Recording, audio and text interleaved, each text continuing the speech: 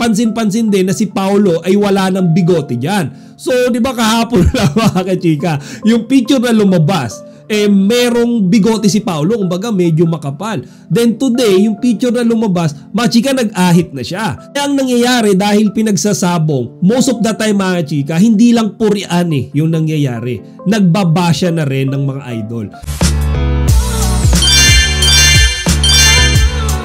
Magandang araw mga chika, Rigel po ulit, ayun yung Chika Patron. Bago tayo magsimula mga chika, gusto ko munang batiin or i-shoutouts yung ating mga regular viewers, kagaya nila Ma'am Esther Tatoy, si Ma'am Susana Sexon, at si Ma'am Tess Chabit. Tsaka syempre lahat ng mga regular viewers natin, lalo na pagka Kimpaw yung topic. Maraming salamat po sa inyong patuloy na panonood. So today, quick update lang tayo about Kimpaw kasi meron na namang mga pictures na nag-resurface kung saan nga makikita natin si Kimi at si Paolo na nakasalang ulit sa shooting ng first ever movie nila na My Love Will Make You Disappear. So meron itong mga pictures mga kachika. Isa nga dito yung naispatan ko na parang nasa isang formal dine si Kimi at si Paolo. Guess what mga chika?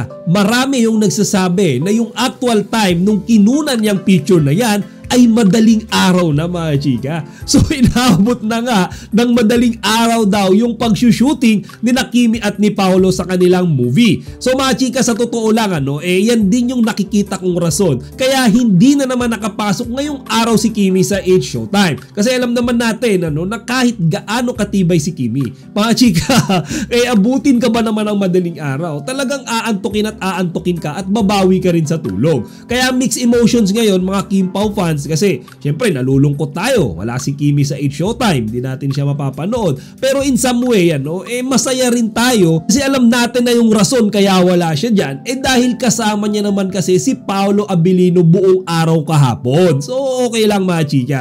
So balik tayo sa picture mga chika. Diyan nga kapuna-puna na parang nga silang nasa formal dinner mga chika. At yung suot nila mga chika talagang parang very formal din. And if you look closely pa mga chika, mapapansin din natin na si Paolo ay nakasuot ng bow tie na parang meron silang special occasion na pinuntahan dyan ni Kimi. So hindi ko din talaga masabi mga chika or mapinpoint kung anong scene yung ginagawa nila dyan. Pero kapansin-pansin din na si Paolo ay wala ng bigote dyan. So di ba kahapon na mga kachika, yung picture na lumabas, merong bigote si Paolo, kumbaga medyo makapal. Then today, yung picture na lumabas, mga chika, nag-ahit na siya. So malaking question yan mga chika, baka mamaya yung scene na yan medyo dun sa later part na ng movie kasi nag-iba na bigla yung itsura ni Paolo, very sudden. So sa ngayon, speculations lang muna tayo dahil hindi natin masigurado. Pero kayo mga chika, tanungin ko rin kayo, ano sa tingin yung ginagawa nilang dalawa dyan sa eksena na yan? Si Kimi nga rin mga chika,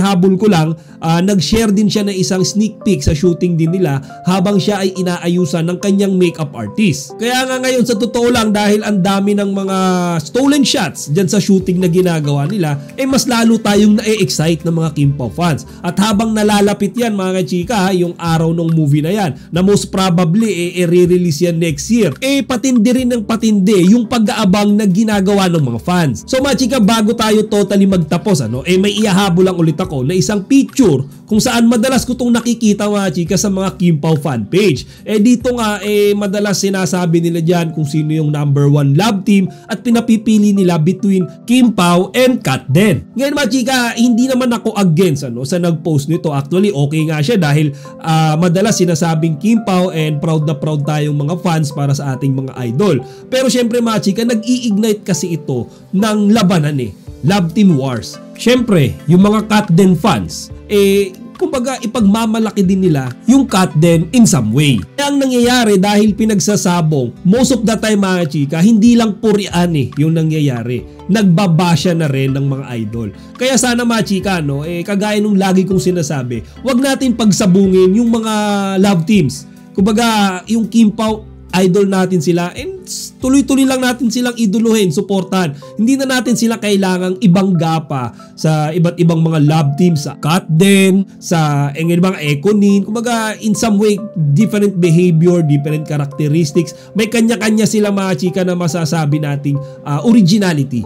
So maging masaya lang tayo na suportahan ang Kim Pao and wag na natin sila ikumpara para maiwasan din mga chika no, na i-bash tayo, i-bash yung mga iniidolo natin nung mga fans naman nung ibang love team. O siya mga chika, hanggang dito na lang muna. Sana huwag nyo kalimutang ibahagi ang inyong mga opinion dito sa comment section. Chika Patrol signing out!